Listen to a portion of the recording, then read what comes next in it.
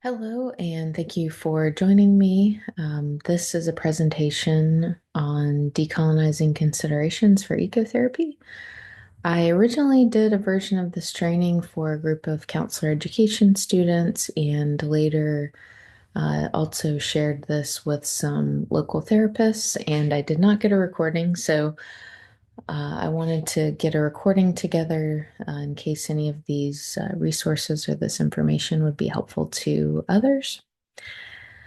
So I want to start out with acknowledging the complexity of me as a white settler facilitating this. I want to acknowledge that I am in a continuous learning and unlearning process as it relates to decolonizing concepts and because of my background, because of my socialization and ongoing socialization, that this is a continuous learning process. And so I want to just acknowledge that there may be some things that I'm missing. There may be things that I still need to learn. And I know that there are still things that, as I am in an ongoing process with this,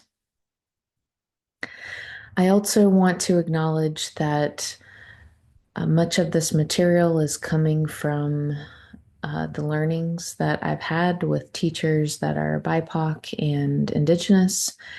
And this is kind of where I've gone with the teachings that have been offered to me. And so I want to acknowledge that source. I also want to acknowledge that I do this work in active collaboration with my ancestors and landed relationships. And I'll be speaking more about that shortly, but that is the direction that I've been encouraged to go.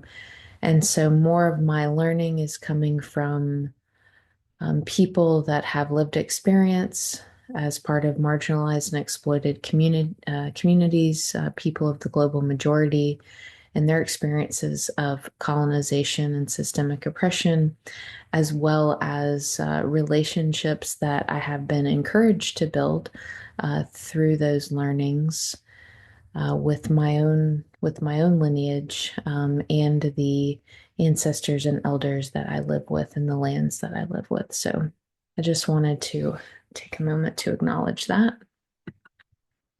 So a little bit more about me. I've already mentioned some of my identities, but I've listed out some of the identities that orient me. So if you're not familiar with the term settler, this is often how people in what is now referred to as the United States are referred to, and that is a reference to the type of colonization that has taken place here. So there's different types of colonization, and what my ancestors did was they came and they settled and they didn't leave. And so settler colonialism, you come, you take, and you stay, and you keep taking. And so that is part of my identity. And um, most people that live on these lands. And I think that it is a really important identity to sit with, acknowledge, and work with, um, and take into consideration as we're working with these lands. And what does that mean to be a settler, to be part of a ongoing violence on lands, and to be engaging with them in healing practices, what healing is possible, what layers are important to consider when there has been and is still so much violence going on in regards to these sacred relationships that our lineages um, as white settlers brought to these lands. So that's definitely something that I think about in terms of how I engage with the land and how I do my work.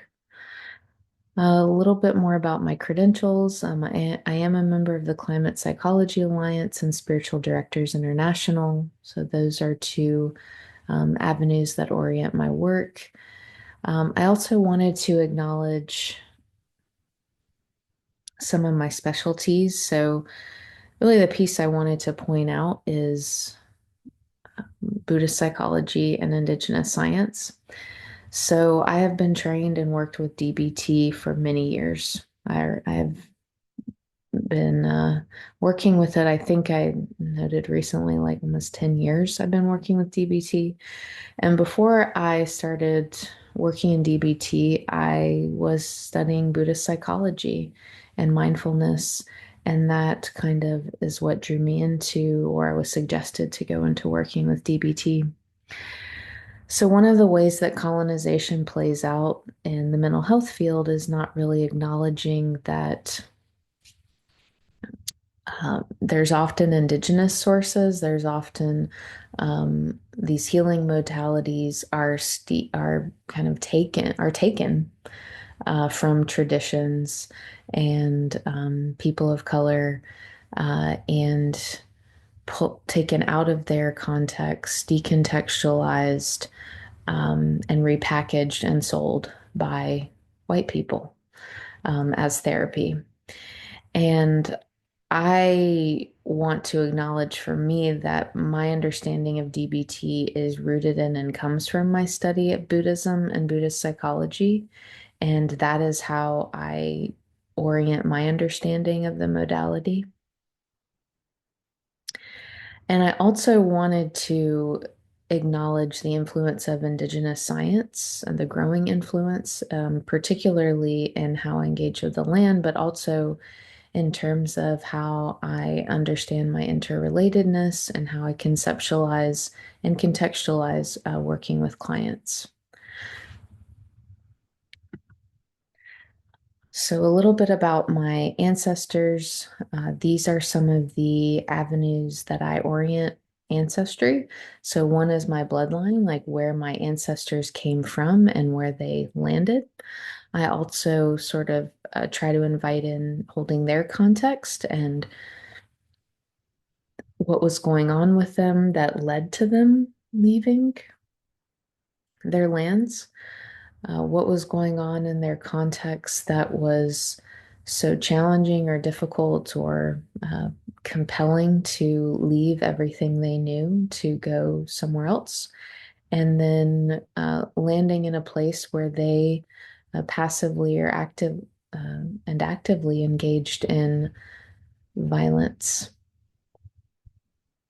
violence act, violent acts of ongoing colonization and genocide of indigenous peoples, and what influenced them along the way, what experiences they had, as much as I can gather what still may be available.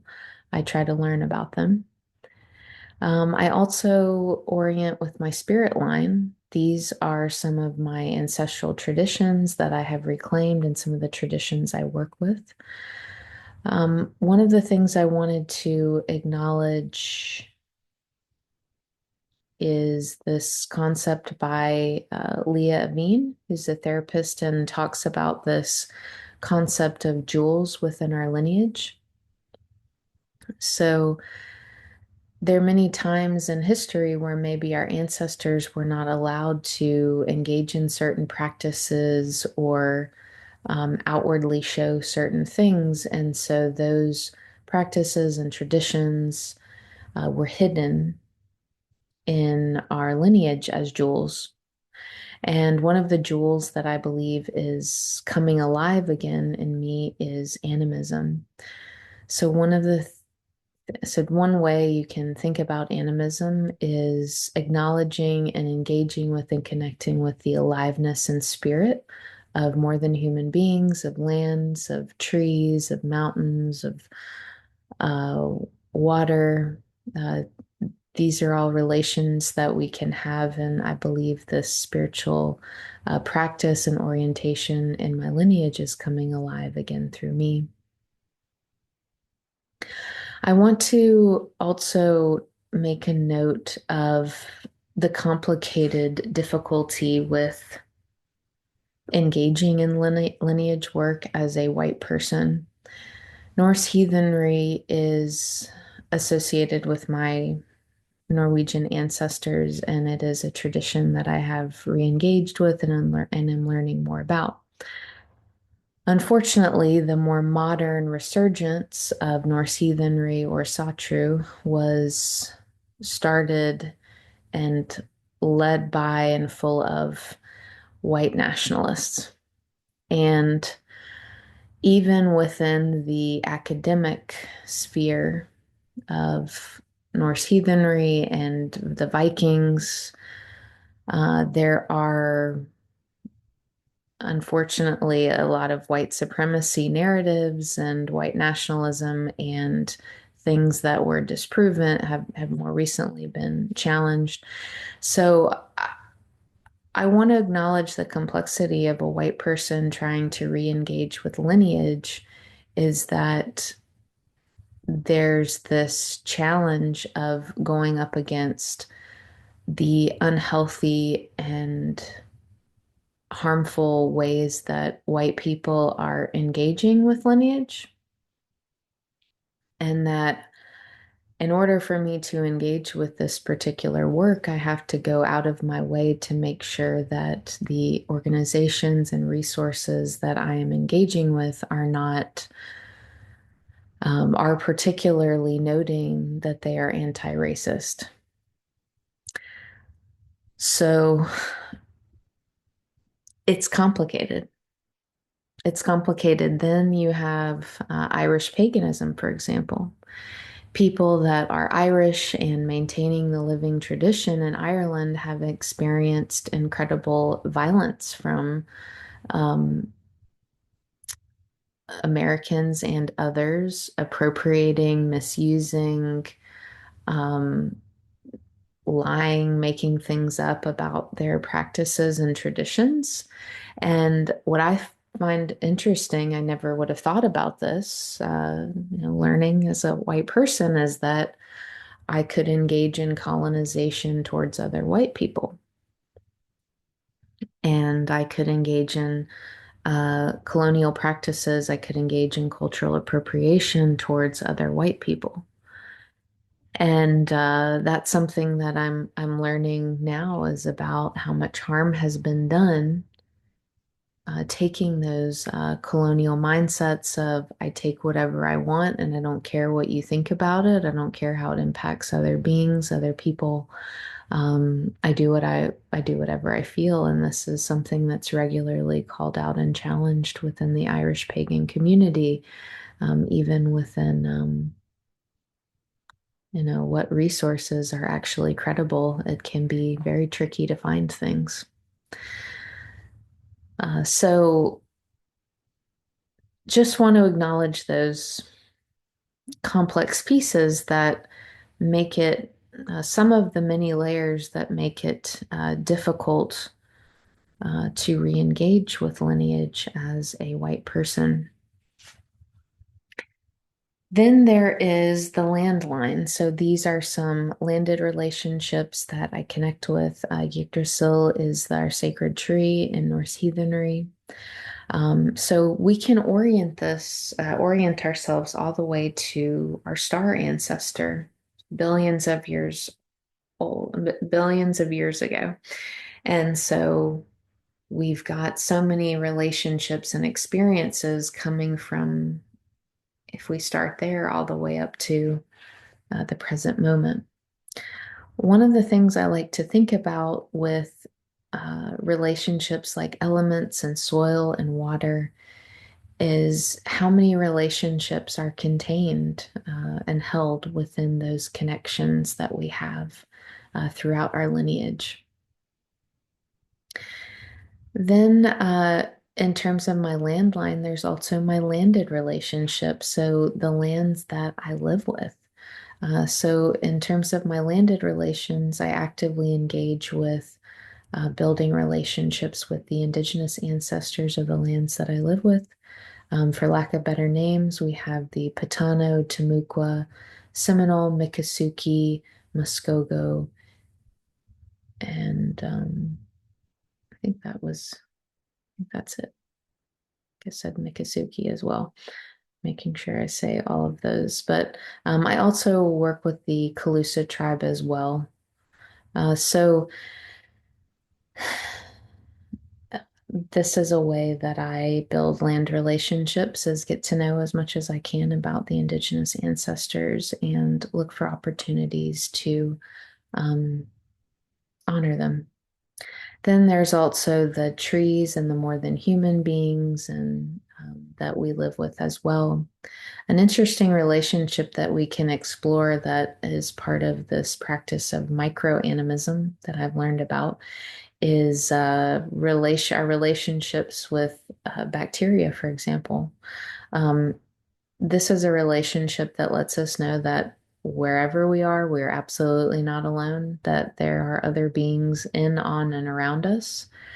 Um, there's a particularly interesting ancestral relationship with bacteria that it was something interesting I've learned in my learning in the science of what got us here today is that there was a major bacteria die-off that contributed to making a habitable planet. So ancestors that they either, I mean, I guess you could look at that different way, sacrifice themselves or were sacrificed to um, create a planet that we could live on.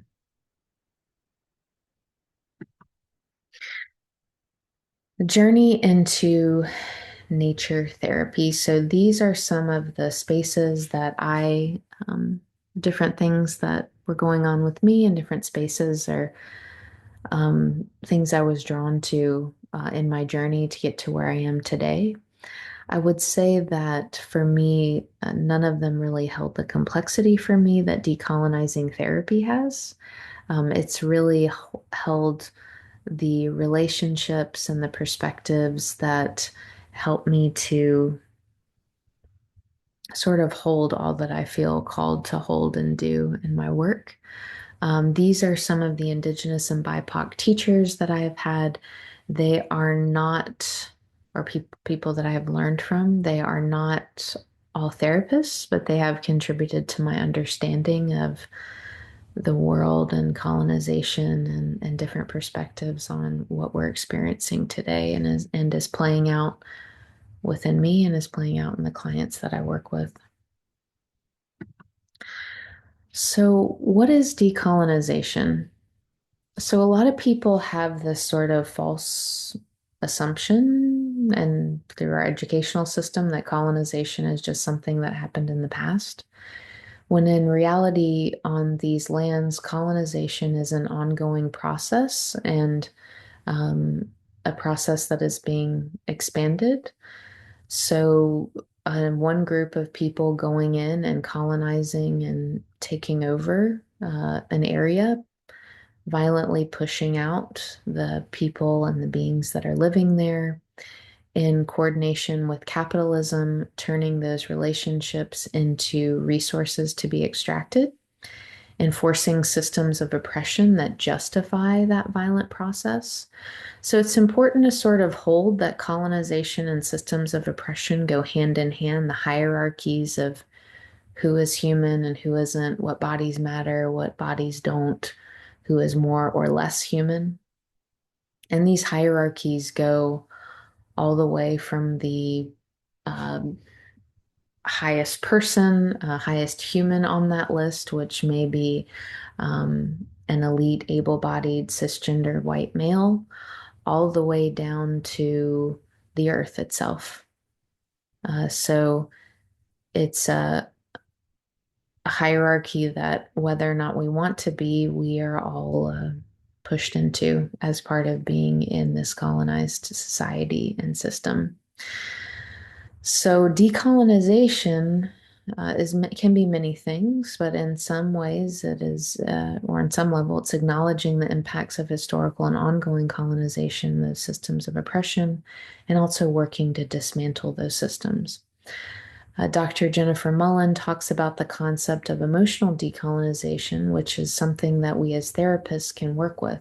We can work with the emotional impacts of what it is like to be navigating these systems, what historical and intergenerational trauma are we carrying, how does being in these systems shape our relationships with ourselves and our families and our communities, um, and how can we move towards making changes in terms of how we're relating to ourselves and others. So, as I mentioned, colonization, one way to sort of conceptualize it is thinking about it from the perspective of relationships, that the colonization process actively targets relationships in order to break down communities so they are less of a threat and less of a barrier to that resource extraction. For example, in this picture is a tree. If I or a group of people view this tree as sacred, well, that is that mindset, that way of being, that community is getting in the way of turning this tree into a resource to be extracted for wealth accumulation. So it is very important that anything that gets in the way is diminished and destroyed, and that there is a system of hierarchy that justifies that violence, that co-signs it, that the way people are thinking and believing and operating supports that extraction process. And so if you think about it, there's so many layers to that colonization process. There is so many relationships that can be targeted to really break down community. And what I want to be clear about is this is all people, all relations. This is one of the things that reinforces colonization and plays out as in therapy is this disconnect that white people are not part of this, or that all people are not maybe part of it, that it's just this particular oppressed group. When colonization is actively working on all people and all relationships, and the more that you learn about it, the more that you will see that. So, for example, in therapy, I don't know about you, but I've had many uh, clients over the years that are white women that are coming in complaining about their bodies and how their bodies look, and that they're not looking the way they want to. Maybe they're not fitting societal expectations. And I think one avenue that has been acknowledged with that a little bit more broadly is how someone's relationship with their gender maybe is targeted there. So, what it means to be a woman, what you're supposed to look like as a woman, how you're supposed to, how your body is supposed to be. And so, in that way, and in that sense, it acknowledges that within systems of oppression, in this client, their relationship with their body, with food, and their gender is being targeted. And there's another piece that we can add in that's not often acknowledged, but we can through the work of Dr. Sabrina Strings, who has an excellent book talking about the racial origins of fat phobia. When did we first start having a problem with fat? And she charts the history that it was actually related to the um, white supremacy and sort of defining what is a white body and what is a black body, and how do we justify the superiority of the white body and the dehumanization, degradation, and violence and enslavement of black bodies. And one of those characteristics was having a body that is shaped a certain type of way. And so I think what's interesting is that many of these white women would probably not say that they are racist or that they are actually struggling with internalized white supremacy. That the more that they conform to this white supremacist narrative, the more human they are, and the more power, privilege, safety, security, stability they will have, the more rewards they will get if they conform to those standards. Again, I think there's a little bit more of maybe a lot more acknowledgement of how this plays out in terms of gender, but not nearly enough acknowledgement of how this plays out in race and how this is coming from this root of colonization. Again, justifying who's human and who's not, who can we be violent towards, and how do you attain more safety and security and stability or privilege in our society when we have these systems of oppression. And I think it's important as therapists to sort of acknowledge how that is tied to safety, how that is how we be safe here, um, or how we are. It's an interesting turn of phrase I used, or how we, yeah, how we be safe, how we are safe. Because I don't mean it that way. I mean it like, how can I be safe here? So I wanted to be more clear about that language, but and so when we're connecting this then back to ancestor work is how did our ancestors acquire safety here, coming from immigrants to evolving or transitioning into becoming white Americans? What were the things that they had to cut off, hide, diminish, suppress, abuse out of themselves and their families in order to fulfill those expectations of being white Americans? And I believe that still plays out today in white individuals and families. It's just not connected to that this is coming from that source, that same root, explicitly, like it is. And this is not all me coming up with this. This is again some of the things I'm learning from my teachers that these are many forms of the ways that white supremacy plays out, or internalized white supremacy, and conforming to a certain standard. Um, and anyway, I'm going to do more talks and get more in depth into that, but just a little bit there. So, again, these are different layers of complexity that we can bring into working with our clients from this decolonizing therapy perspective. So, research. So, here are some of the things that nature therapy has shown to help with. So, I want to hold the um, complexity of research or evidence-based practice is that some of the things it's important to sort of get into is the details of how their whole research process, like who is studied, how are they studied, what are the perspectives and views and biases of those who are doing the research, who is doing the research, who's funding the research, what institutions are doing the research.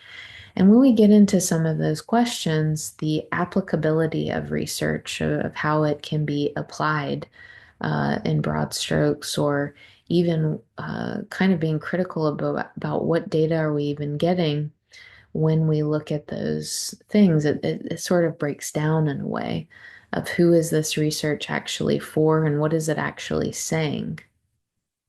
Because one of the things we'll talk about is like there may be biases that people are not even aware of that they have, and in the institutions, those biases are not necessarily broadly acknowledged.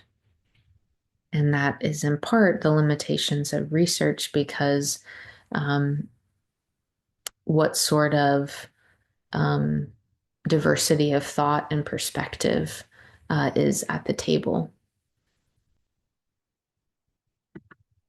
So, when I'm thinking about some of the nature therapy techniques that I've seen, it often is encapsulated in these concepts of beauty and metaphor. So, mindfulness is often used to sort of encourage people to engage with their senses and what's their present moment experience and really take in the beauty and details of the environment. So I've already talked a little bit about how practices like mindfulness have been sort of colonized, like decontextualized, taken out of their context, and sold as a um, relaxation practice or a sort of cure-all to be okay with everything. Um, And I think that it is pretty problematic the way that mindfulness is often pushed as a like, you'll be good with everything if you practice mindfulness, when that is not really the intention of the practice. And if we're pulling it out of that context, potentially it can be used in a harmful way to just reinforce these colonized mindsets of if you're okay with everything, then what about oppression? What about the way that your boss may be taking advantage of you, or your relationship might not be working? And so that is something to be mindful of. And I think then also it's like sort of what level are we listening at? If we look at something like environmental literacy, which is basically our literacy or understanding of when I look at an environment, a landscape, I know what's kind of going on there in the ecosystem. We may just be looking around and thinking, oh, well, this is just like a beautiful space, this and that. When if we had environmental literacy, we might note that, oh, there's invasives that are taking over here, or there's drought stress, or different issues in the ecosystem that in some ways might be acknowledging what's actually happening in the space when we have these so much ecological destruction and climate change going on.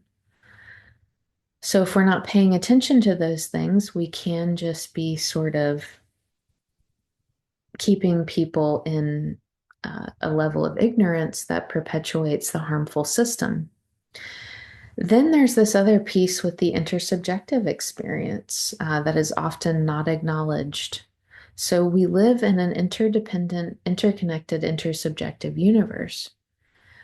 What are the impacts of reducing a being's life experience to a metaphor? Like if I say this tree, or um, how this tree is standing or shifting, that it is somehow a metaphor for my life, do I actually know that being well enough to say that?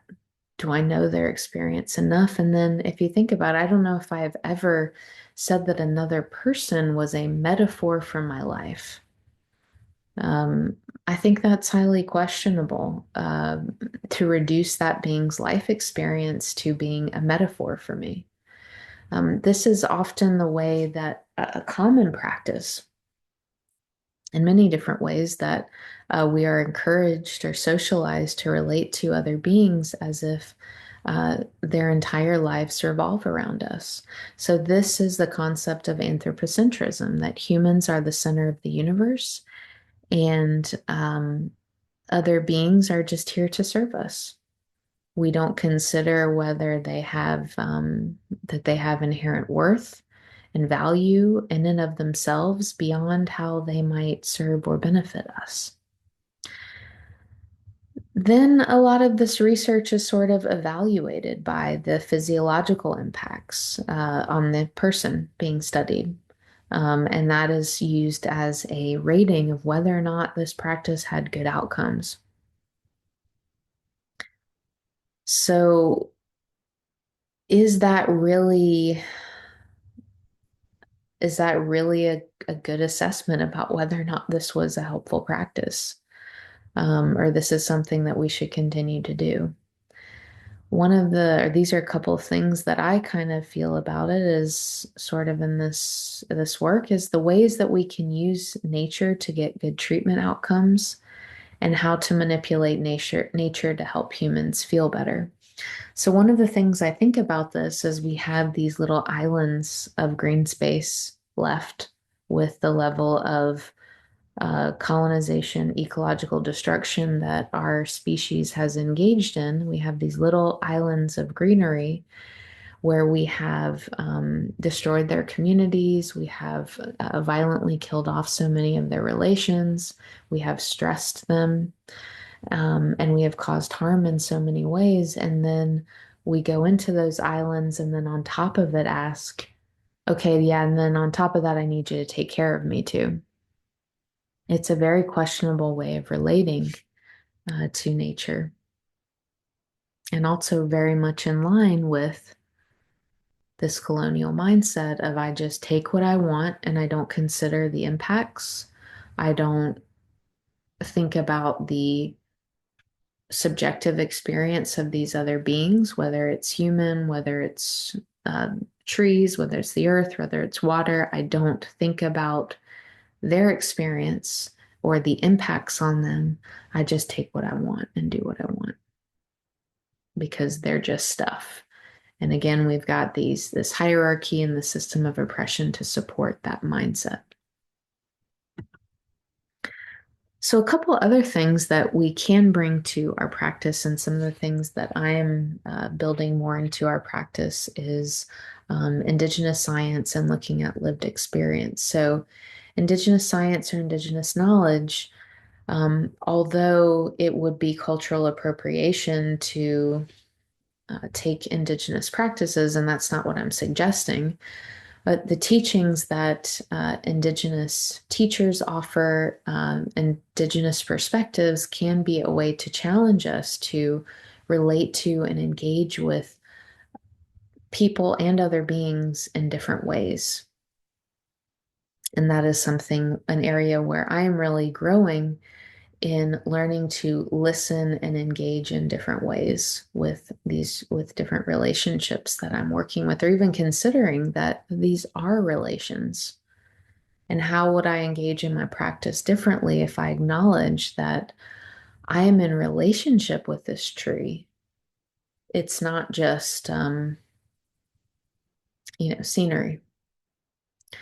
And then lived experience perspective. So one of the challenges with research and clinical evidence is often it's not incorporating perspectives from lived experience. One of the areas that has been really highlighted more recently is um, the limitations of research with autistic people, and how up until recently, no one was asking autistic people, well, what is your experience of this?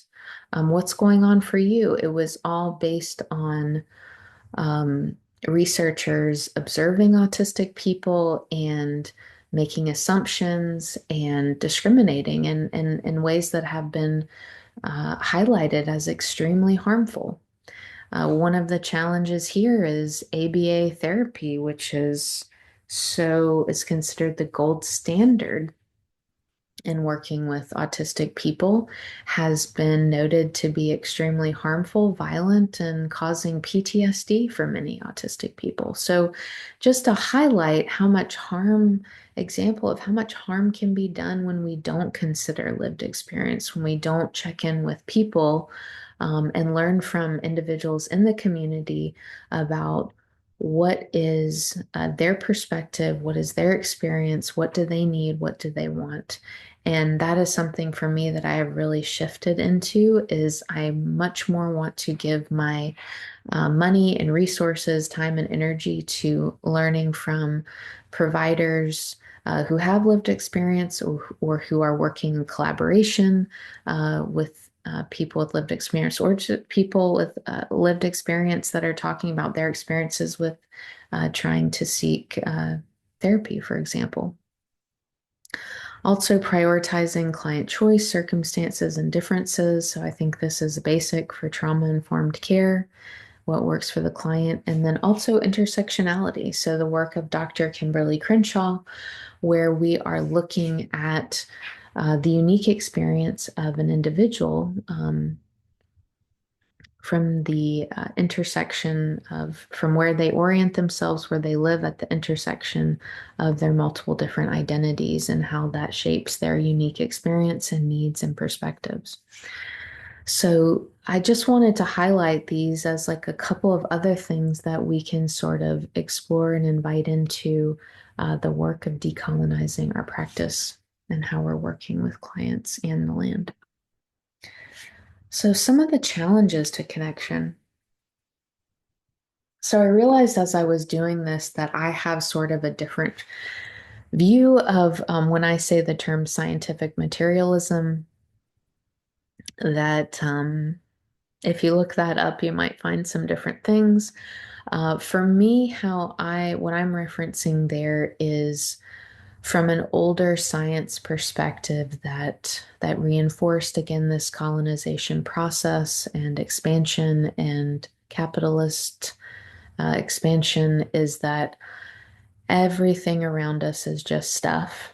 It's just material, it's inert, it's not alive, and how that was used to justify a violent extraction of these relationships and turning them into resources to be exploited and used.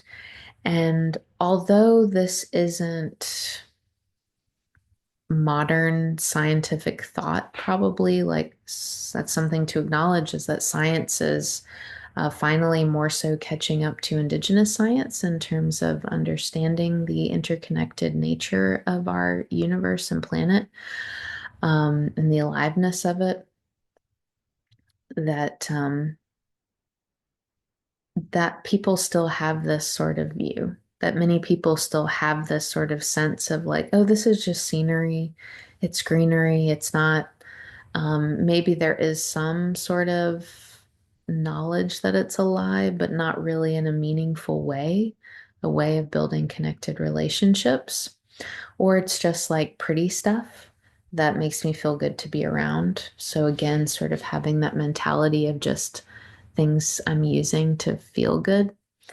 Um, and then some of these I've already talked about. I also wanted to note urban design. That can make it difficult to have these connections because often these natural spaces, people may be having to have transportation or to drive long periods of time to be able to access these relationships. So that can make it difficult to build connections. Um, I think spiritual trauma associated with this concept of de-spirit or de-aliveness of the land. So again, that's going along with some of the concepts I've talked about, but it's important to acknowledge the active participation of the Christian church, an institution in supporting colonial expansion, supporting manifest destiny, the doctrine of discovery, um, the dehumanization and de-spirit, de-aliveness of um, and dehumanization of indigenous people, and also that like this is just stuff. The lands and the trees and the waters. This is just stuff for us to use. This is dead zone. God is in heaven. Do whatever you want here. This is yours to be used and to be taken, and that's your, sort of divine right to do that. And how that has been traumatizing to people. Um, Again, this is a piece that we can sort of consider, something that people may not be consciously aware of, how we were severed from sacred relationships. And in terms of the trauma, we have an example in Europe from with the Inquisition. Um, Majority women that held these sacred, landed, generational practices and connections and relationships were violently attacked by the religious and political um, leadership. And so that trauma, how is that continued to be passed down in our systems in terms of our capacity to relate to the land? So, what this led to is, we had ancestors, we pretty much all had ancestors at some point that had these sacred relationships with the land. They knew how they had the language, they had the rituals, they had the traditions, they had um, practices held within community that were severed.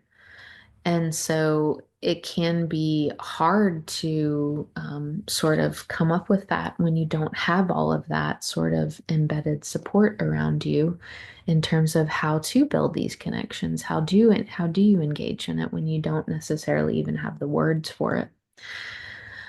So then there's also some of that piece that again reinforced some of these colonial practices with cultural fears of the darkness, wild, the unknown, anti-black, and how all that is tied to anti-blackness. Um, and then I think you could also say there, I've seen other sources that being talked about, anti-feminine as well. And then there's also like the harms that have been done. If land in your family and your lineage is associated with slavery, with lynching, with violence, that can really make it challenging to build connections.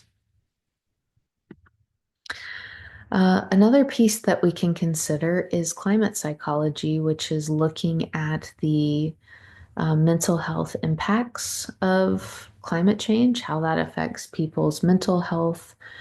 Um, so there's a few different pieces here. There's the grief, anxiety, and hopelessness, anger, and other emotions that people are reporting all over the world about how they feel about climate change and the lack of action or inaction, or inadequate action of governments, um, and how that is incredibly unjust. And some of this is sort of depends on what part of the world you live in. Even this concept of eco anxiety or climate anxiety is a debated term because people, for example, in the global north, particularly white people, because it also depends on which communities you're talking about, compared to people of the global south, have very different experiences of climate change, where um, people in the global south are experiencing more of the um, emergent impacts of climate change, and even though they have contributed the least to climate change. And so that is a different emotional experience than a white person, a European person, or a white person in the US being fearful about what is to come, how bad it will get. So that's a piece. There's this concept of solastalgia, sort of a homesickness of a space that maybe you grew up and felt very connected to. And now, because of um, ecological destruction, is maybe so different that you don't even recognize it. Um, so there's that piece, there's this emotional piece. There's also the sort of logistical challenges of navigating the changing environmental landscapes and conditions. Like, is it even safe to go outside? Is it comfortable to go outside? How often can we go outside? And is that, a comfortable setting to do therapy work or even for an individual to engage with the land and relationship building? Then there's this other piece with the physiological impacts. Excuse me. So whether or not someone even believes in climate change, there are the impacts of things like heat and air pollution. So, extreme heat has been associated with increased levels of violence, increased mental health concerns, and increased hospitalizations, even increased suicidal ideation in some of these studies.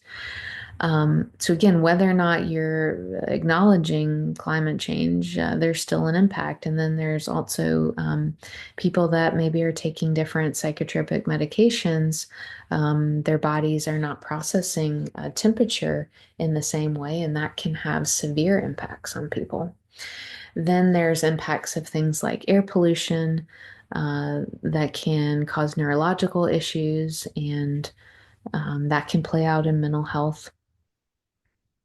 And then there's environmental racism. So if you're not familiar with those terms, basically that toxic waste and pollution is more likely to be dumped in communities of color and with lack of consideration or acknowledgement for the mental health and physical medical impacts on those communities. And so, again, obviously that's causing impacts. And then loss of green space due to development. That's been noted to have an impact on mental health. So even again, if you're not even if you're not thinking about climate change or concerned about it or even believe in it, these things can be playing out and impacting your system. And so here, some questions to sort of consider is how has having an objectifying, neglectful, abusive relationship with nature affected you? So those qualities of relating to the earth in that way, of us as individuals, as community, as um, how our governments are running, how corporations that we're supporting are running, and how that's playing out is what is causing climate change. So again, that is connected to this history and ongoing colonization process. So it is okay to dump this waste and not think about the consequences on um, the people, on the land, on other beings here. And how has this dynamic impacted you or your client's health? Will the way that you're working with nature address this? The loss of a diminished relationship that we're completely dependent on. So even though we have been socialized and cultured intergenerationally into relating to the earth in this particular way, that the reality is that we are interconnected and interdependent.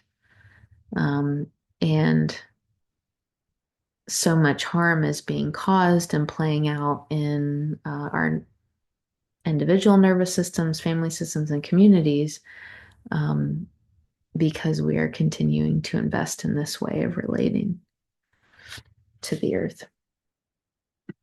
So then we also have another layer that we can explore in the traumatized land. So a little bit more into some of the historical things is this land that we're working with is what sort of violence has happened there? Do we know the history? How can you address and acknowledge the wounds the land carries in your work? And what can you offer to the in return for our work with the land? Or what can we offer in return for this work? Um, Again, inviting you to sort of think about what's the other side of this relationship? What wounds does the land carry? What is the land's experience of you? How are you relating to the land, and can you do it in a way that is causing less harm, that is more um, of a reciprocal relationship? So, this picture is the land acknowledgement that is outside of Gainesville City Hall. And so some of the pieces acknowledged that happened to the indigenous ancestors here. It's this language obliterated by disease, violence, and warfare. Um, you know, Violence, I don't think speaks enough to it. There's more. We'll see some images in a moment. Torture, enslavement. Um, So it's more, there's more there. But just wanted to acknowledge one piece that the city does to acknowledge some of what's happened here. And so there's traumatized land and there's traumatized people. So when we're thinking about, so sort of the piece that we're invited to into, and we'll get a little bit more into this with local history, is historical and intergenerational trauma. So how has this stuff been passed down? And in the work that we're doing, are we again reinforcing that way of relating? Are we engaging with nature in a way that is reinforcing this systemic oppression and colonized mindset and colonized way of relating? Are we engaging with nature in a way that is reinforcing a system that is causing the mental health system symptoms that we are treating? So we have an opportunity to acknowledge the connections between the way that our culture, our community, our government, the systems that we're navigating are engaging with the land and how that's playing out with our clients. So again, that piece of holding that complexity of how colonization and systems of oppression are intimately tied. They are part of that same root system. And that way of relating um, may be playing out in our clients' systems, in their nervous systems, in how they have been treated, in the disruption of their relationships, in intergenerational trauma, historical trauma that may be playing out in their systems and their family systems and communities, that ongoing discrimination that they may be carrying. And so I think that is a really important point to sort of hold is if all of those things that our clients are navigating are playing out in their systems and then causing them to have mental health issues that they are coming in and seeking help for and support for, and then we're taking them out to do nature therapy, and then we're treating the land, or we're encouraging or inviting, or the way that we're doing our work with the land is following that same system, that same way of relating of these beings don't matter, this life doesn't matter, this is just pretty stuff that I'm going to take and use as I see fit. When that's how people and systems have been relating to our clients, and that is causing their mental health issues. People and systems treating them like they don't matter, like they're unimportant, like they're less human, like they're less deserving of dignity or rights or respect. Um, that is an incongruence in the way that we're working and may actually again be reinforcing systems that are harming our clients. So the invitation here is to sort of explore, are there other ways of relating, other ways that we can engage that are not invested in perpetuating these systems of harm?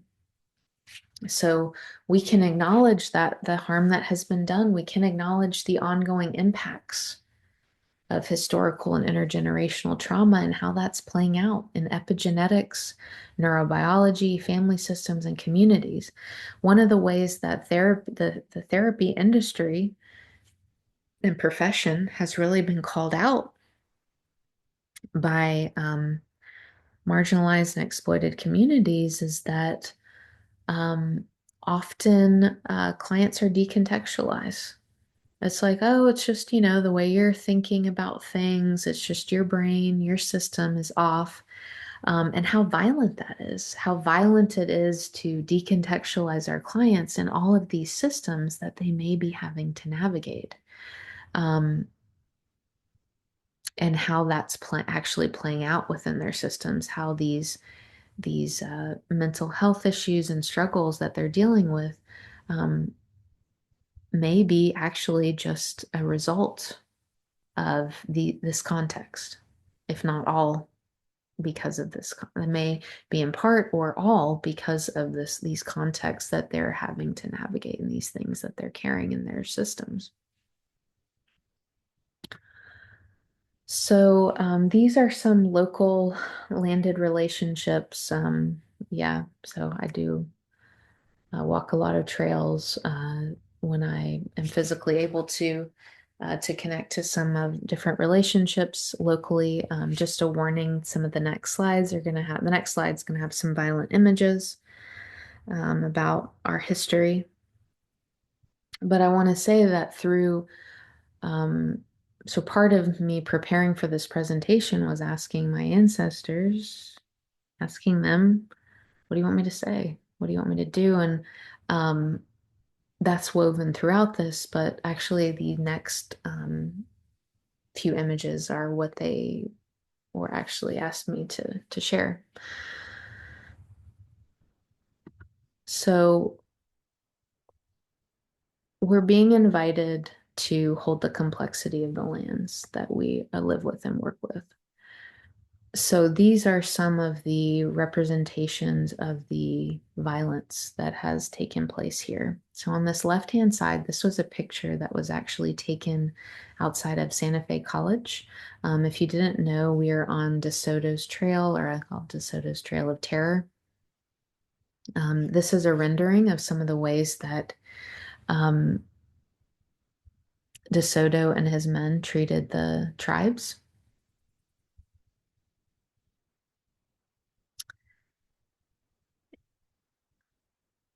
So one thing that I'm invited to do as a descendant of white Europeans is um,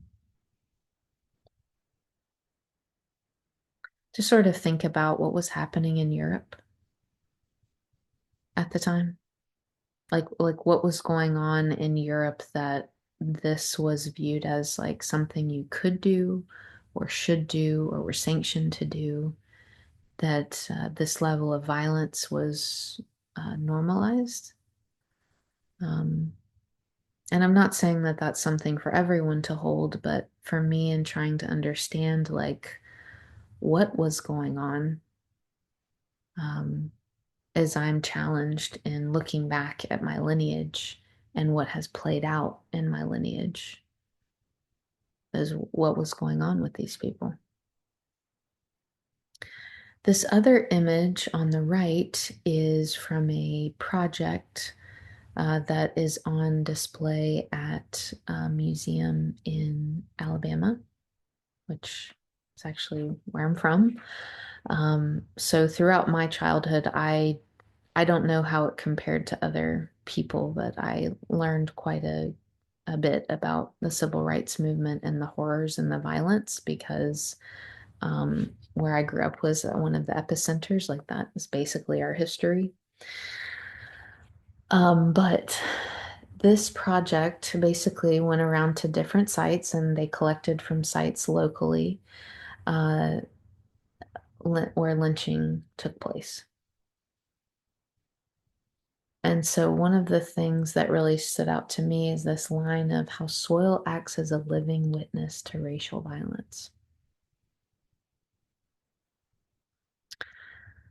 So, I think soil is such a powerful ancestor in so many ways that the soil holds everything. Um, we come from it, we go back to it. Everything we live that gives us life is not everything, you know. I don't know if you scientifically trace water to that, but like our food comes from the soil, but how the soil is holding this experience of violence, the violence that I have to acknowledge my ancestors brought to these lands and their trauma. And was that trauma ever processed or acknowledged? That's a question that we can or maybe challenged if we open to this to hold as providers who are working with clients in this context that are descendants of um, these experiences and working with lands that hold uh, the history and the and witnessed it. So then we also have the other, maybe the other side of this complexity. So alongside those things, we have incredible acts of resistance. So the Maroon Marines, a Prospect Bluff, so this is in West Florida, and the Maroons, if you're not familiar with that term, were people who had escaped slavery. So Africans or Black people that had escaped slavery, and they were running a fort. They had taken over a fort and were living freely as potentially a beacon of hope to other people who had been enslaved and were hoping to gain their freedom and escape. Um, they were living alongside indigenous people, and I think that is a very powerful thing that I didn't really know when I learned about the Underground Railroad or escaping people escaping slavery, that it all went north when actually Florida, for different um, political reasons at different times, was an avenue to freedom for people. And then there's also Lincolnville, which is over in the St. Augustine area. So this was a settlement of emancipated slaves that became a very important place during the civil rights movement, or not to say that it wasn't important before, but just to note that it was an important place for the civil rights movement. So I also wanted to note the Seminole Tribe of Florida, the only tribe in America who never signed a peace treaty. So, fighting multiple wars for freedom and independence, for their sovereignty, um, against colonial expansion, using their relationship or utilizing their relationships or engaging with their relationships with the land, they were able to maintain their sovereignty to this day. Then there is Fort Mose. This again is over near St. Augustine. Was the first legally sanctioned free African settlement in the United States. So, again, another place where people escaped to. And just a couple other notes about this is that they are working, last I heard, to build a replica of Fort Mose. I'm looking forward to being able to visit that. And then also that the uh, true site of Fort Mose is being washed away through rising uh, water levels because of climate change. So, um, which is, I think, a significant loss. I mean, they are trying to gather. I learned about that through an archaeology talk, and they are trying to gather what they can in terms of like saving what they can archaeologically to learn more about the site and what is there before it is washed away. But again, that's how some of these things interplay. So the invitation is to hold the complexity of there are these both these horrible acts of violence and there are these incredible acts of resistance that took place on these lands, and holding the complexity of the history and what the land holds here. So, some ideas for building connection, acknowledging, engaging with the complicated history of the land, taking the time to learn about the history of the lands where we're living and working, and how does the history contribute to what we're experiencing today? Um, Thinking about things like intergenerational trauma. I'll speak for myself and in reflecting on what's going on in the white community is that there's an incredible amount of activation and avoidance, i.e., unprocessed, unacknowledged, and unprocessed trauma that's continuing to play out in the white community in the way we're engaging with ourselves, our families, our community, how we're engaging with other communities. And I think that, or for me, the more that I have studied ancestry and history, that has become clear to me. And that can give us different ideas and avenues to work with and support the people that are coming into therapy in addition to ourselves. Taking the time to listen. So there's, one piece is listening to people from um, different communities and their perspectives about and experiences of like what has happened, what is happening, and but I think also taking the time to listen to other beings, like to sit with the land, sit with the land and listen, see what you hear, take questions, see what comes. Taking the time to grieve. So that is something that sort of maintains the systems of oppression and disconnect that we have is um, like if we don't acknowledge it, we can't grieve it. And if we can't grieve it, how do we move on? Or how do we move forward? I don't know if we can really move on, but how do we move forward? How do we imagine new possibilities? How do we engage creatively? And coming up with new ways of how to move forward in ways that are less harmful. Thinking about offerings, again, this concept of reciprocal relationships. How can we move towards a new way of relating to land? Offerings might be things like water. Like we want to think about if you're doing offerings that you're doing things that leave no trace. Because the things that we might leave may actually cause harm. Like if you're tying things to a tree, for example, that may cause it harm as it grows and moves, for example.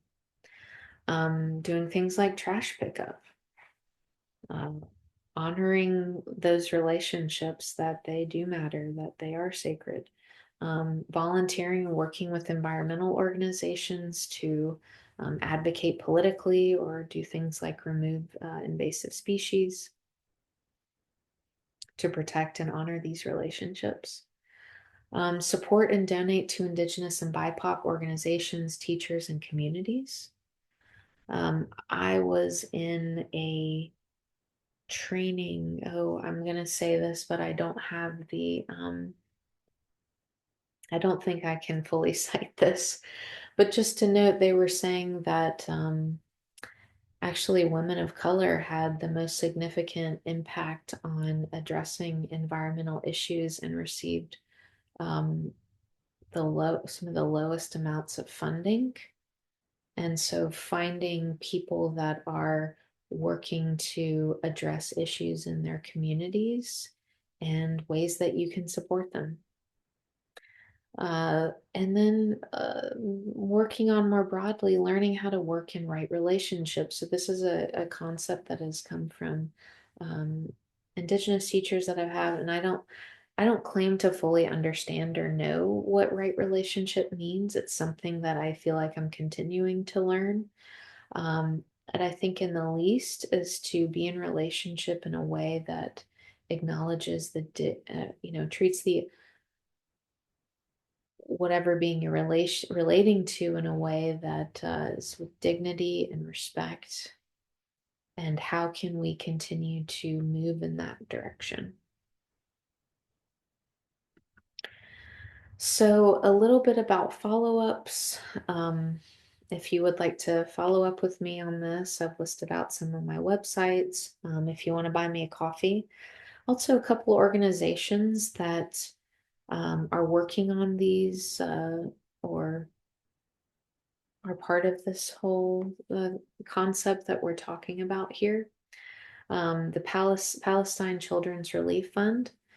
So, the more that you learn about colonization, you will see that there are definitely connections to what happened on these lands to what is currently happening in Palestine and the way that people are being violently ripped away, not only from their lives, but from their sacred relationships with land. Um, and I could go a lot more into that, but that is an organization that you could support um, as they are currently um, dealing with ongoing colonization in that region. And then the Sogorea Land Trust is an indigenous organization out west that has a land trust and is working on rematriation. And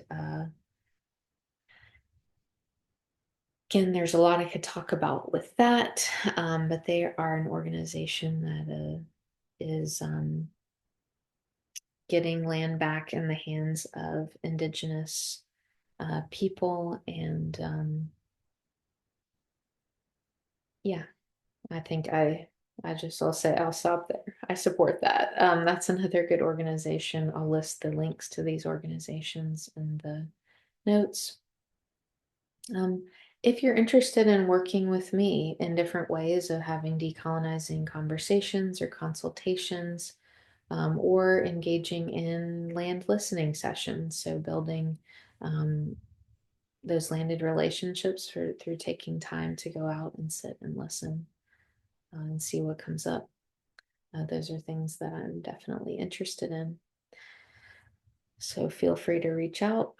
And here is some information on references. And that is it for today. Thank you for joining me. I hope this was informative and maybe gave you some things to think about and research more into. And I hope that you take this to actively start working on engaging with land in different ways, or continue to move in that process towards engaging with land in a way that is more honoring of that sacred relationship. And that's it. Thank you.